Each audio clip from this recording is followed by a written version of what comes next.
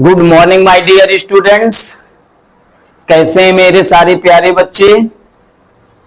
क्या मेरे सारे प्यारे बच्चे व्यस्त हैं, मस्त हैं, स्वस्थ हैं, जबरदस्त हैं? क्या आपके पेरेंट्स भी बेहतर हैं? क्या जितना आप अपना ख्याल रख रहे हो उतना ही ख्याल अपने पेरेंट्स का भी रख रहे हो? That is wonderful. Come to the point. In fact आपने 6 टेंस की पैसिव वॉइस बनाना सीख लिया है। पहला प्रेजेंट इंडेफिनिट टेंस क्लियर हो गया, प्रेजेंट कॉन्टिन्यूअस टेंस क्लियर हुआ, प्रेजेंट परफेक्ट टेंस क्लियर हुआ, पास्ट इंडेफिनिट टेंस क्लियर हुआ, पास्ट कॉन्टिन्यूअस टेंस क्लियर हुआ, past perfect tense passive voice बनाना भी क्लियर हो गया।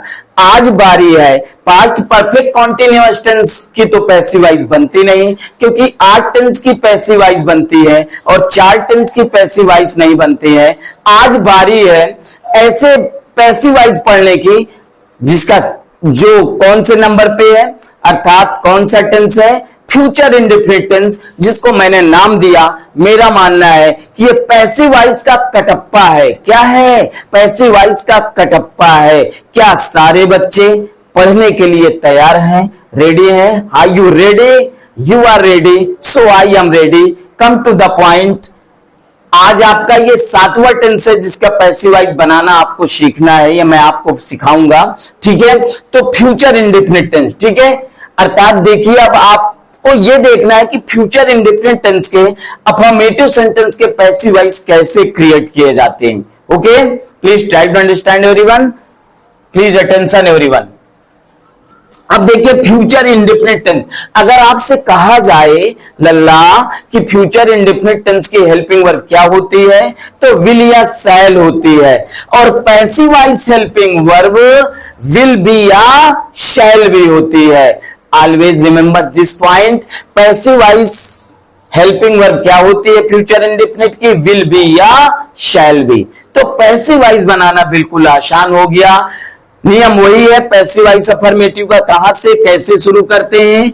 ऑब्जेक्ट से शुरू करते हैं। तो पैसिव वॉइस बनाते समय अफर्मेटिव में सबसे पहले क्या लिखते हैं? ऑब्जेक्ट। और अभी बताया गया फ्यूचर इंडेफिनिट टेंस की पैसिव वॉइस हेल्पिंग वर्ब क्या होती है? विल बी या शैल बी होती है। तो क्या लिखेंगे? विल बी या शैल बी। क्या है? विल बी या शैल बी। मेन वर्ब की थर्ड फॉर्म, कौन सी फॉर्म? मेन वर्ब की third form plus other word plus by plus subject. ये आपका अफर्मेटिव का फार्मूला तैयार हो गया। अब इसी फार्मूले के अनुसार आपको पैसिव वॉइस बनाना है। ठीक है, तो फ्यूचर इंडेफिनिट टेंस की पैसिव वॉइस हेल्पिंग वर्ब याद रखो बेटा, क्या होती है? विल बी या शैल बी होती है। चलिए, जैसे एक एग्जांपल आया, I shall do it, I shall do it tomorrow.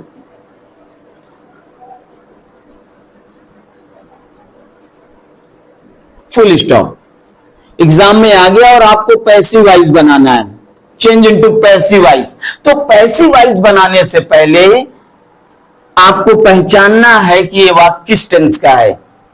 तो क्या आपने पहचान लिया? शैल लगा है, किस टेंस का वाक्य होगा ये? और ये भैया ये तो फ्यूचर इंडेफिनिट टेंस का वाक्य है, अफर्मेटिव सेंटेंस है, पैसिव वॉइस बनाना है। तो पैसिव वॉइस बनाते समय सबसे पहले क्या लिखना है? ऑब्जेक्ट। तो ढूंढो इसमें ऑब्जेक्ट क्या है। मेन वर्ब के बाद सदैव ऑब्जेक्ट आता है। इट आपका क्या है? ऑब्जेक्ट है। तो इट आपको पहले लिखना होगा। ऑब्जेक्ट लिख दिया इट। अब विल बी शैल बी का प्रयोग कैसे करते हैं? जैसे टेंस में करते हैं। तो आई वी के साथ, याद रखना, आई और वी के साथ, आई और वी के साथ शैल बी का प्रयोग करेंगे। किसका करेंगे? शैल बी का प्रयोग करेंगे।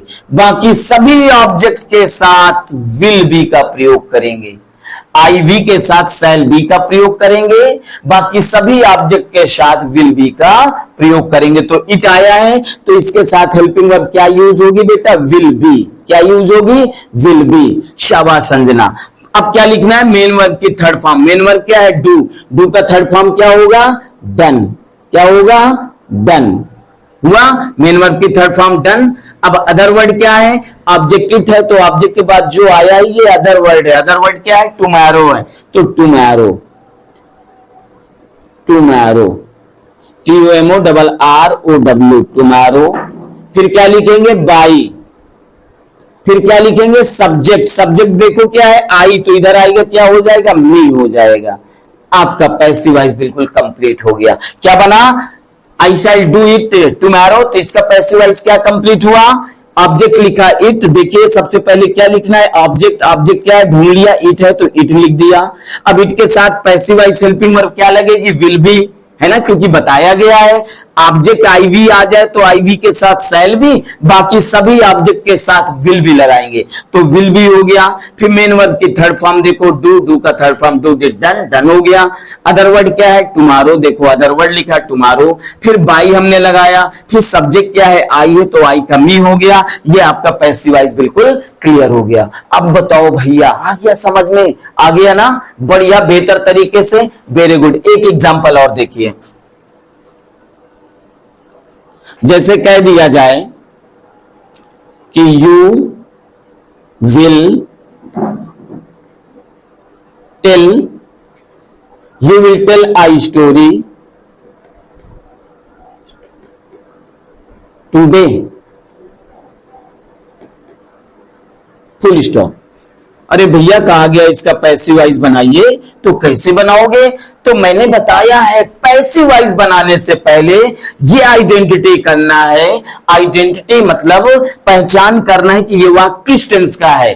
पैसिव वॉइस बनाने से पहले एक्टिव वॉइस आपको पहचानना होगा कि एक्टिव वॉइस किस टेंस का है। तो हमने देखा विल लगा है, अरे भैया ये फ्यूचर इंडेफिनिट टेंस का वाक्य है फ्यूचर इंडेफिनिट टेंस का वाक्य। अफर्मेटिव सेंटेंस है, पैसिव वॉइस बनाना कहां शुरू करोगे? ऑब्जेक्ट। तो ऑब्जेक्ट क्या है? ये हेल्पिंग वर्ब हो गई, ये मेन वर्ब हो गया। ऑब्जेक्ट क्या है? आई स्टोरी। तो ऑब्जेक्ट पकड़ के पहले लिखना है आई स्टोरी। क्या हो जाएगा? आ स्टोरी।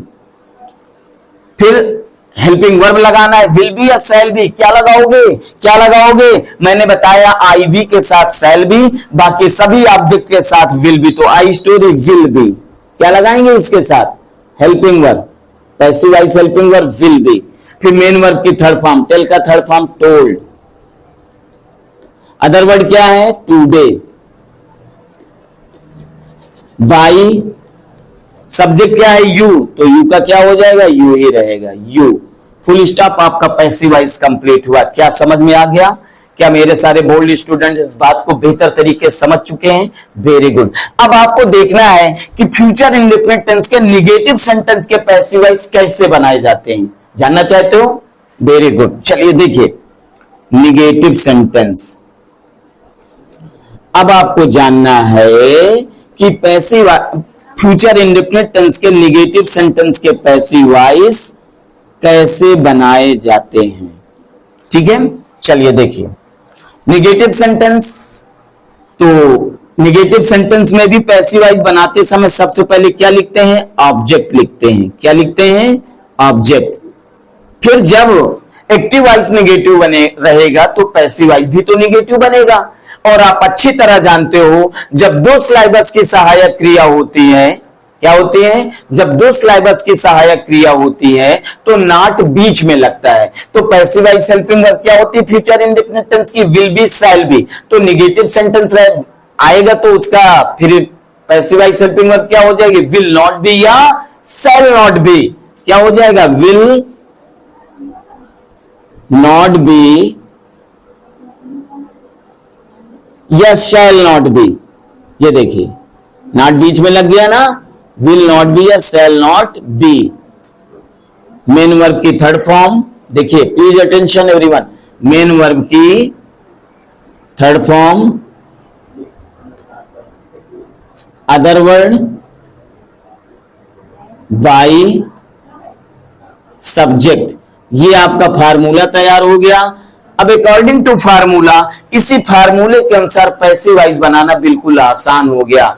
आपको यथाशक्ति मैं कोशिश कर रहा हूं, प्रयास कर रहा हूं कि आपको बिल्कुल सरल लहजे में बताऊं, बिल्कुल आसान लहजे में बताऊं, ताकि मेरे सारे बोल्ड स्टूडेंट्स इस बात को बेहतर तरीके से समझ जाएं और मेरे सारे बच्चे इंग्लिश ग्रामर में परफेक्ट हो जाएं। मैं आपको आपकी भाषा में, बिल्कुल आसान भाषा में समझाने की कोशिश कर रहा हूं। इसलिए मेरा आपसे निवेदन है, मेरा आग्रह है लल्ला, कि आप लोग बिल्कुल मस्तिष्क को केंद्रित करके पढ़ाई करिए, बिल्कुल मेहनत से पढ़ाई करिए, भी रेगुलर एंड पंक्चुअल रहिए और बेहतर तरीके से पढ़िए।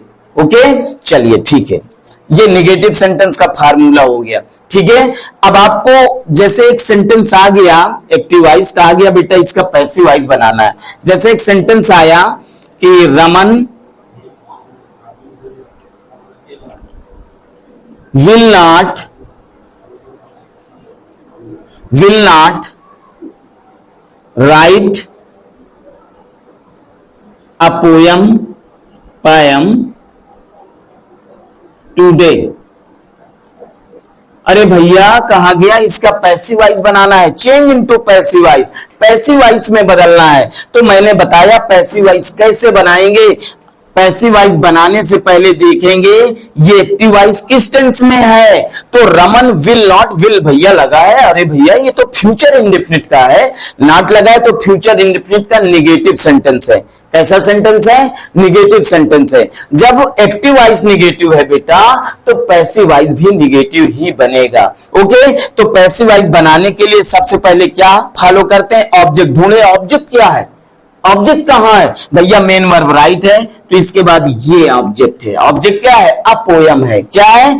अ पोयम, तो हमने अ पोयम लिखा।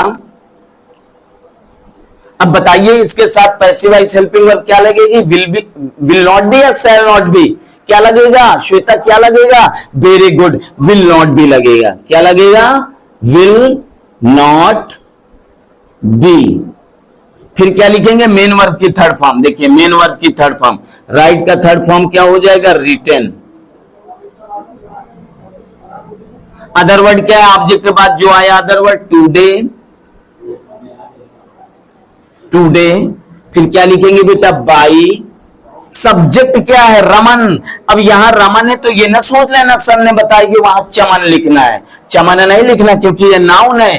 प्रोनाउन बदलते हैं, आई आ जाए, सी आ जाए, ही आ जाए, है ना, यू आ जाए, तो वो बदलते हैं। लेकिन यहाँ पे रमन है तो वहां पे सब्जेक्ट रमन ही रहेगा। ओके, क्या रहेगा बेटा? रमन। Full stop. और आपका ये पैसिव वॉइस बिल्कुल कंप्लीट हुआ। कंप्लीट हुआ। क्या बना? A poem will not be written today by Raman. अब मुझे बताएंगे, अब मेरे सारे बच्चे मुझे बताएंगे कि आप अफर्मेटिव और नेगेटिव सेंटेंस बिल्कुल बेहतर तरीके से समझ गए। क्या समझ में आ गया? क्या अब आप सेंटेंस क्रिएट कर लेंगे? क्या आप सेंटेंस बना लेंगे? Very good. राइट नाउ सारे बच्चे इसे लिखेंगे